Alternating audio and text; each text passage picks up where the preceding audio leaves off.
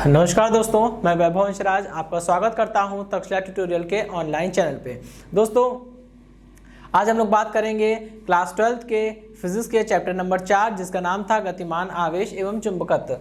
इसमें दोस्तों हम लोग लेक्चर 4.11 तक कंप्लीट कर चुके थे। आज हम बात करेंगे लेक्चर 4.12 की। दोस्तों, आज का जो हमारा टॉपिक है उसका नाम है चल कुंडली धारामापी, जिसे हम लोग इंग्लिश में मूविंग कॉइल गैल्वेनोमीटर बोलते हैं और शॉर्ट में MCG भी बोलते हैं। ठीक है, शॉर्ट में इसका एक और नेम हम लोग बोल सकते हैं MCG।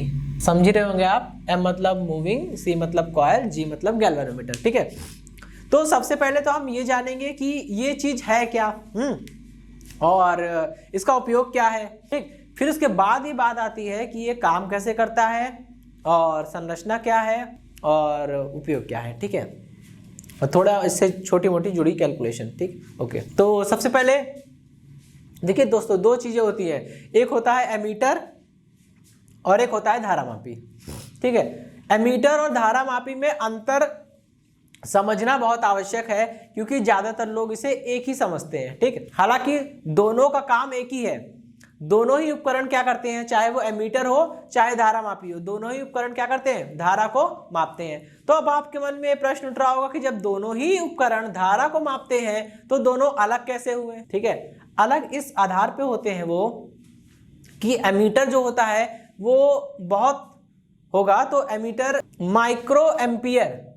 ठीक है, माइक्रो एम्पियर का मतलब होता है 10⁻⁻⁻6 एम्पियर से छोटी करंट को नहीं नाप सकता है। अगर मान लीजिए धारा का मान जो है वो छोटा हो जाए, किससे, 10⁻⁻6 एम्पियर से छोटा हो जाए, तो क्या होगा, वहां पे एमीटर काम नहीं करेगा।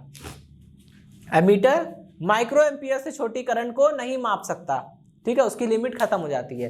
तो अब सवाल ये उठता है कि अगर माइक्रो एम्पियर से नीचे की या माइक्रो एम्पियर से छोटी धारा को अगर एमीटर नहीं नाप सकता है तो क्या हम उसे नापेंगे ही नहीं? ऐसा तो नहीं है, अपना तो हमें है। इसका मतलब कोई ऐसा उपकरण बनाना पड़ेगा या कोई ऐसा उपकरण ढूंढना पड़ेगा जो माइक्रो एम्पियर से भी छोटी करंट को, माइक्रो एम्पियर से छोटी करंट का मतलब है 10⁻⁻7 हो जाए, 10⁻⁻7 एम्पियर, 10⁻�9 एम्पियर, 10⁻⁸ एम्पियर। इतनी छोटी करंट को अगर हमें मेजर करना हो तो हम क्या करेंगे, वहां पे हमें कोई दूसरा उपकरण लाना पड़ेगा। तो जहां एमीटर काम करना बंद कर दे रहा है वहां से धारामापी काम करना शुरू करेगा।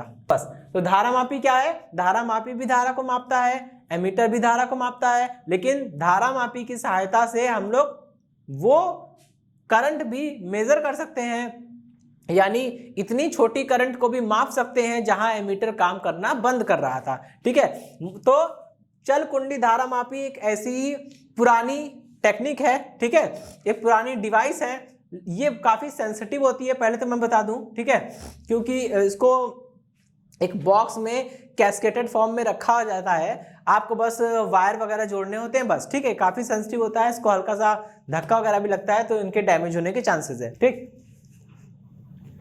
तो सबसे पहले हम लोग ये जानेंगे कि चल कुंडली धारामापी क्या है। चल कुंडली धारामापी एक ऐसी युक्ति है, एक ऐसी डिवाइस है जिसकी सहायता से किसी परिपथ में 10⁻⁻9, ठीक है, 10⁻⁻9 एम्पियर तक की सूक्ष्म धारा को मापा जा सकता है। देखिए दोस्तों, यहां पे इस डायग्राम को जरा ध्यान से देखिए। इसमें यहां पे टर्मिनल पेज, यहां पे दोस्तों टर्मिनल पेज T1 लगा है। ठीक है, और यहां पे टर्मिनल पेज T2 लगा है। हमको जिस भी परिपथ में इस धारामापी को लगाना होता है उसका एक वायर हम यहां जोड़ेंगे, एक वायर हम यहां जोड़ेंगे। ठीक है, और फिर क्या होगा कि करंट या तो इस सिरे से प्रवेश करेगी या इस सिरे से प्रवेश करेगी। ठीक, जब करंट मान लीजिए इस वाले सिरे से प्रवेश करती है तो ये भी वायर है, इस वायर के थ्रू ये जाएगी मरोड़ सिरे पे। ठीक है, होता क्या है, ये मरोड़ सिरा यहां तक करंट आएगी, इसके बाद करंट नीचे आएगी। एक्चुअल में यहां से लेकर यहां तक जो वायर आपको दिख रहा है, ये वायर किसका होगा, कांस्य का होगा। ठीक है, जैसे सिल्वर, गोल्ड, ब्रॉन्ज यानी स्वर्ण, रजत और कांस्य, जो कांस्य मेडल वगैरह भी मिलते हैं। ठीक है, तो ये वही ब्रॉन्ज है, ये एक प्रकार का मिश्र धातु होती है, ठीक है। तो कांस्य की बात कर रहा हूं मैं अभी, तो यहाँ पे पूरा कांस्य का तार है, ठीक, और इस कांस्य के तार के मिडिल में क्या है, एक मिरर लगा हुआ है, ठीक है। उस मिरर का काम क्या है आगे हम लोग समझेंगे। एक्चुअल में इस अरेंजमेंट में क्या होता है, जहां भी एमसीजी यूज करते हैं उसके ही साथ हम लोग एक लैंप भी रखते हैं, एक बल्ब रखते हैं, ठीक है। क्या होता है, बल्ब की रोशनी इस मिरर से टकरा के सामने की स्केल पे पड़ती है, तो हमको पता चलता है कि डिफ्लेक्शन कितना है, इसमें हमको डिफ्लेक्शन ही लेना पड़ता है, ठीक है। तो और इसके नीचे देखिए एक आयताकार बॉक्स है। ये आयताकार बॉक्स की खासियत ये होती है, ये अचालक पदार्थ का बना होता है, ठीक। इस अचालक पदार्थ के बने आयताकार बॉक्स पर हमने क्या किया है, तांबे के तारों को लपेट दिया है, ठीक। और उस आयताकार बॉक्स के भीतर हमने एक नर्म लोहे की छड़ रख दी है। नर्म लोहे की छड़ रखने से क्या होता है कि जो चुंबकीय क्षेत्र ये दोनों चुंबक मिलकर लगा रहे होंगे, वो चुंबकीय क्षेत्र का मान और ज्यादा प्रबल हो जाएगा अगर हमने उसके भीतर एक नर्म लोहे की छड़ को रख दिया है, ठीक है। तो केवल मैग्नेटिक फील्ड की स्ट्रेंथ को बढ़ाने के लिए हम लोग ऐसा करते हैं। अच्छा, और इस आयताकार बॉक्स के नीचे एक स्प्रिंग लगी हुई है, ठीक है। ये स्प्रिंग जो है वो सीधा टर्मिनल पेज T2 से जुड़ी हुई है, ठीक। अच्छा, अभी देखिए इसमें ये तो हमने समझ लिया कि चल कुंडली धारा मापी का यूज करके, उसका प्रयोग करके हम लोग 10 की घात -9 एम्पियर तक की धारा को माप सकते हैं। लेकिन इसमें धारा को मापेंगे कैसे, इसमें धारा को मापने के लिए हम क्या करते हैं, इसमें जैसे ही धारा प्रवाहित होती है वैसे ही इसका ये कुंडली, आयताकार कुंडली घूमने लगती है। जब आयताकार कुंडली घूमेगी तो उसी के साथ साथ जिस कोण से आयताकार कुंडली घूमेगी उसी कोण से ये लैंप का जो ये जो शीशा लगा हुआ है, जो मिरर है, वो भी घूमेगा, ठीक। सामने एक स्केल रखी होती है, उस स्केल पे हम देखते हैं कि कितने सेंटीमीटर का डेविएशन है, और उसी के बिहाफ पे हम लोग करंट को मेजर करते हैं, ठीक है। चलिए, तो सबसे पहले ये तो उसकी बात हो गई, ठीक है। अब इसमें यहाँ पे देखिएगा, यहाँ पे जो मैंने 2 चुंबक लगाए हुए हैं, ये चुंबक जो है वो अवतलाकार नाल चुंबक है, मतलब इसको अवतल के आकार में काटा गया। अवतल के आकार में काटने का रीजन ये होता है कि अगर हम इसे अवतल के आकार में काटेंगे तो इन दोनों चुंबकीय क्षेत्र के, ये जो दोनों पोल हैं, दोनों ध्रुव हैं, इन दोनों के बीच में जो चुंबकीय क्षेत्र डेवलप होगा, आपको पता है नॉर्थ से साउथ की ओर बल रेखाएं क्रॉस होगी, ठीक है। तो जितनी भी बल रेखाएं होगी, या फिर यूं कह लीजिए कि ये दोनों हमने चुंबक को अवतलाकार नाल चुंबक बना रखा है, मतलब अवतल के आकार में काट रखा है। इससे फायदा ये होगा कि ये जो चुंबकीय क्षेत्र उत्पन्न करेंगे उसे हम लोग बोलेंगे त्रिज्य चुंबकीय क्षेत्र। त्रिज्य चुंबकीय क्षेत्र की खासियत ये होती है कि अगर त्रिज्य चुंबकीय क्षेत्र के भीतर कोई भी कुंडली रखी है तो वो जिस भी पोजीशन में रहेगी हमेशा वो चुंबकीय क्षेत्र के लंबवत ही रहेगी, और अगर चुंबकीय क्षेत्र के लंबवत कोई भी कुंडली रखी हो तो उस पर कार्य करने वाले बलागुण का मान अधिकतम हो जाता है, ठीक है। तो ये तो दोस्तों है कुछ व्यवस्था इसकी, ठीक। यहाँ पे हमें जो सब कुछ दिख रहा है। और हाँ, बात करता हूँ स्प्रिंग की। स्प्रिंग का काम ये होता है कि कभी कभी ऐसा होता है कि जैसे मान लीजिए हमने इसे किसी परिपथ में जोड़ा, अचानक से खूब हाई करंट फ्लो हो गई, तो अभी मैं आपको प्रूफ करके दिखाऊंगा कि कुंडली में जो विक्षेप उत्पन्न होता है, या यूं कह लीजिए कुंडली जितने कोण से घूमती है वो कोण का मान जो होता है वो धारा यानी कि विद्युत धारा के अनुक्रमानुपाती होता है। ज्यादा धारा आएगी ये ज्यादा घूमेगा, कम धारा आएगी ये कम घूमेगा, ठीक है। तो कभी कभी ऐसा होता है हाई करंट फ्लो होने के कारण क्या होता है, ये अचानक से काफी ज्यादा कोण से घूम जाता है। जब ये बहुत अधिक कोण से घूमेगा तो क्या होगा, इसके भी तार के ब्रेक होने के चांसेस हैं, ठीक है, पूरे ऑपरेटर्स के खराब होने के चांसेस है। तो आयताकार कुंडली का बहुत तेजी से घूमना इस उपकरण के लिए लाभदायक नहीं है। तो इसके रैपिड रोटेशन को रोकने के लिए नीचे स्प्रिंग लगी हुई है। ये स्प्रिंग क्या करेगी, जब बहुत तेजी से अगर ये घूमना प्रारंभ करेगा तो ये इसको रोकेगी, ठीक है। इसलिए यहाँ पे एक स्प्रिंग लगी हुई है। दोस्तों फिगर 1 में जितना भी बना हुआ है इन सब के उपयोग तो आप समझ ही गए होंगे। अब हम लोग दूसरा डायग्राम बनाएंगे और उसके यूज को समझेंगे, फिर हम लोग अपने टॉपिक पे आएंगे और आगे की बातें करेंगे। अब देखिए दोस्तों, ये फिगर 2 बना हुआ है, ठीक है। फिगर 2 में त्रिज्य चुंबकीय क्षेत्र है और त्रिज्य चुंबकीय क्षेत्र एक ऐसा चुंबकीय क्षेत्र होता है जिसके भीतर अगर कोई आयताकार कुंडली या कोई भी कुंडली धारावाही कुंडली रखी हुई है, फिर चाहे वो जिस भी ओरिएंटेशन जिस भी विन्यास में रखी हो, वो हमेशा चुंबकीय क्षेत्र के लंबवत होगी। और जब कोई कुंडली चुंबकीय क्षेत्र के लंबवत है तो उस पर कार्य करने वाले बल आघूर्ण का मान कितना हो जाएगा, वो हो जाएगा NIAB sin थीटा। और थीटा कितना है दोस्तों, 90 है। त्रिज्य चुंबकीय क्षेत्र की रेडियल मैग्नेटिक फील्ड की यही खासियत होती है कि हर स्थिति में कुंडली जो है वो चुंबकीय क्षेत्र के लंबवत होगी, और जब कुंडली चुंबकीय क्षेत्र के लंबवत है तो थीटा इज इक्वल टू 90 हो जाएगा। पुट कर दीजिए, कितना हो जाएगा, tau is equal to NIAB, equation number 1। Okay, अब हम लोग आगे बढ़ते हैं, ठीक है। देखिए दोस्तों, जैसे जैसे कुंडली घूमेगी, आयताकार कुंडली जैसे जैसे घूमेगी, वो जो तार लगा हुआ था कांस्य का तार वो भी घूमेगा, और कांस्य का तार जितने कोण से कांस्य का तार घूमेगा उतने ही कोण से शीशा जो लगा हुआ था उस पे तार पे वो भी घूमेगा, ठीक है। अब देखिए यहां पे क्या है, जो कांस्य का तार लगा है उस तार के अंदर एक गुण होता है, वो गुण है प्रत्यास्थता का गुण। 11वीं क्लास में 11th क्लास में आपने पढ़ रखा होगा, ठीक है। प्रत्यास्थता का गुण जो होता है वो एक ऐसा गुण होता है कि अगर वो उसी गुण के कारण अगर आप किसी वस्तु पे बल लगाइए, उसकी आकृति उसका आकार यह हो सकता है दोनों ही परिवर्तित हो रहे हो, तब वो वस्तु अपनी प्रत्यास्थता के गुण के कारण बल को हटा लेने के पश्चात अपने प्रारंभिक रूप और आकृति को प्राप्त कर लेती है। इसी को बोलते हैं, इसी गुण को बोलते हैं प्रत्यास्थता का गुण। तो कांस्य के तार में भी प्रत्यास्थता का गुण होता है, और जब कांस्य के तार में प्रत्यास्थता का गुण है तो कांस्य का तार क्या करेगा, अपने प्रारंभिक अवस्था में आना चाहेगा, ठीक है। तो होता क्या है, शुरुआत में जैसे जैसे कुंडली घूमेगी वैसे वैसे तार घूमेगा, जैसे जैसे तार घूमेगा वैसे ही वैसे उसमें बल जो प्रत्यानयन आघूर्ण उत्पन्न हो रहा है, प्रत्यास्थता प्रत्यानयन आघूर्ण उत्पन्न हो रहा है, वो उसको अपोज करेगा, कुंडली के घूमने का विरोध करेगा कांस्य के तार में उत्पन्न होने वाला प्रत्यास्थता प्रत्यानयन आघूर्ण। और जब प्रत्यास्थता प्रत्यानयन आघूर्ण टाउ के बराबर हो जाएगा तो क्या होगा, कुंडली वहीं पे रुक जाएगी, ठीक है। तो अब हम लोग ऐसे समझते हैं, मान लीजिए तार के एक एकांक रेडियन घूमने से कुंडली में उत्पन्न होने वाला, मान लीजिए दोस्तों अगर आयताकार कुंडली के 1 रेडियन कोण से घूमने पर कांस्य का तार भी 1 रेडियन घूमेगा, और जब कांस्य का तार 1 रेडियन घूम रहा है तो उसमें उत्पन्न होने वाला प्रत्यास्थता प्रत्यानयन आघूर्ण अगर C है, तब अगर 1 रेडियन से तार घूम रहा है, 1 रेडियन से कुंडली घूम रही है, तो प्रत्यानयन प्रत्यास्थता प्रत्यानयन आघूर्ण C है, ठीक है। तो अगर मान लीजिए कुंडली हमारी फाई कोण से घूमेगी तो उसी तार में उत्पन्न होने वाला प्रत्यास्थता प्रत्यानयन आघूर्ण कितना हो जाएगा, C5 हो जाएगा, ठीक है।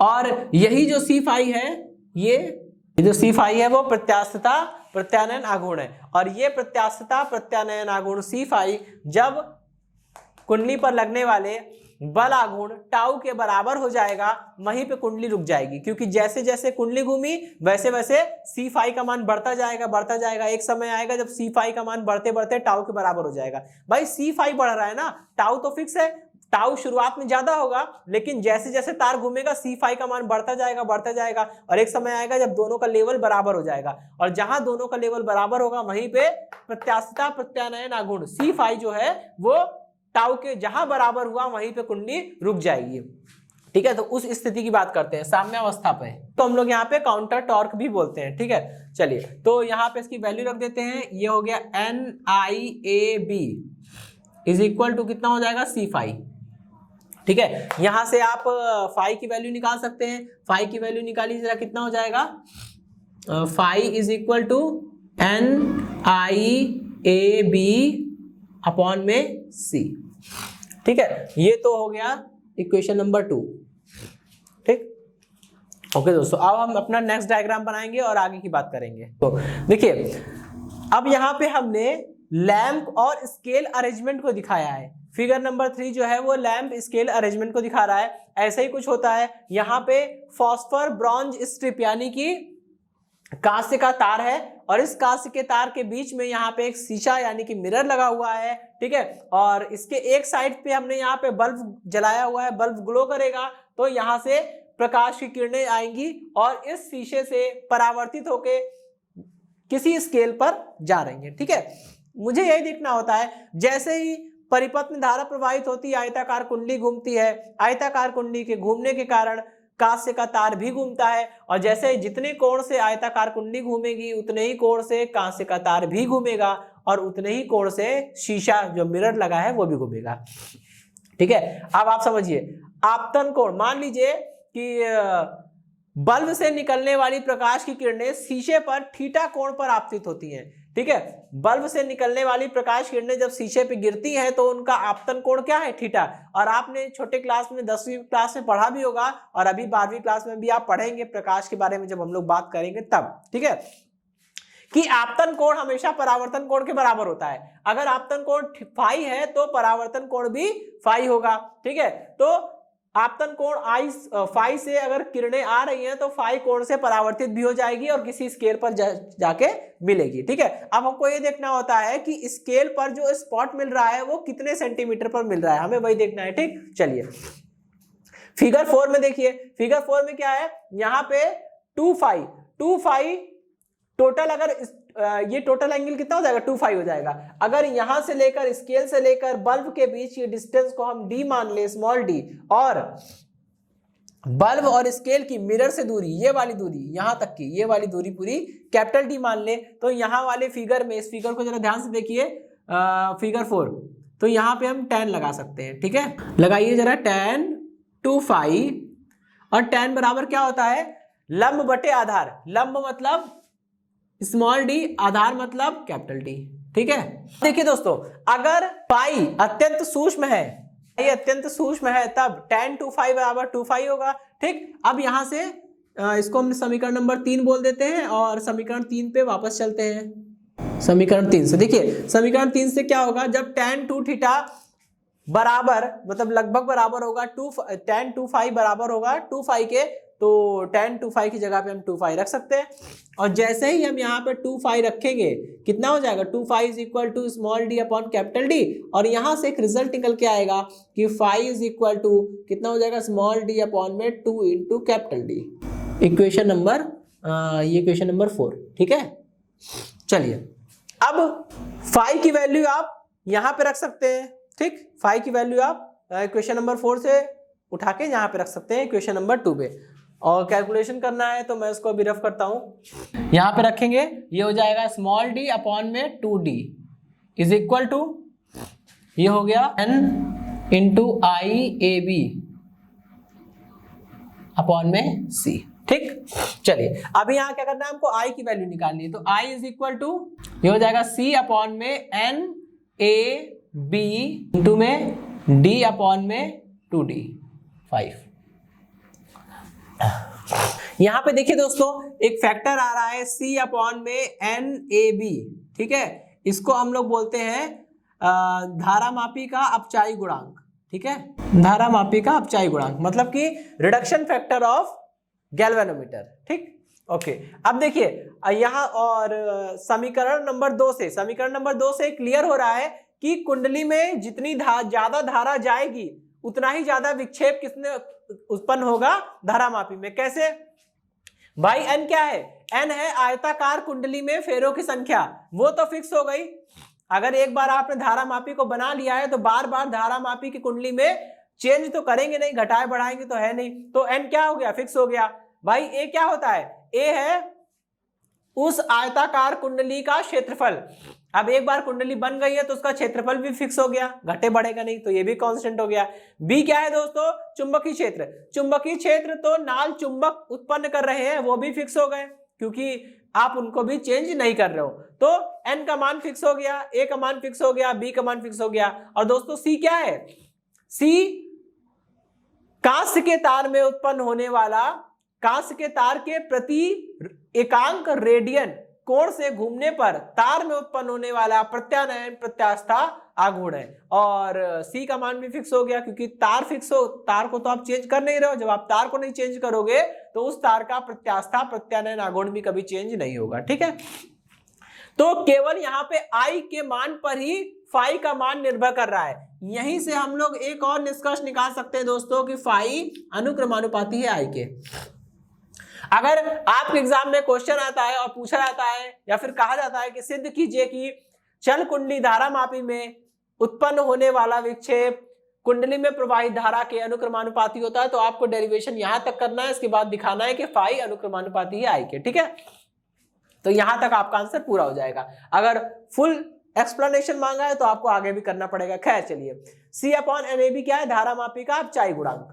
अब देखिए दोस्तों, यहां पे इसमें भी सब कुछ फिक्स है, बस अगर आपको यहां पे आई का मान बढ़ाना है तो आप इसके हिसाब से कंट्रोल कर सकते हैं। ठीक है, जैसे n क्या है? फेरों की संख्या। अगर आप ज्यादा फेरे लगाएंगे तो धारा का मान आई का मान कम हो जाएगा। ठीक है, अगर आप ए का मान बढ़ाएंगे, मतलब आप बड़ी कुंडली लेंगे, जब आप बड़ी कुंडली लेंगे तो भी आई का मान घट सकता है, बी का मान बढ़ाने पर भी आई का मान घटेगा। तो इस हिसाब से हम लोग इसे कंट्रोल कर सकते हैं। ठीक है दोस्तों, तो ये टॉपिक समाप्त होता है। तो दोस्तों, आज के सेशन से जुड़े नोट्स प्राप्त करने के लिए डिस्क्रिप्शन में दिए गए लिंक पर जाके क्लिक कीजिए। दोस्तों, आज के सेशन में इतना ही, मिलता हूं नेक्स्ट सेशन में। धन्यवाद।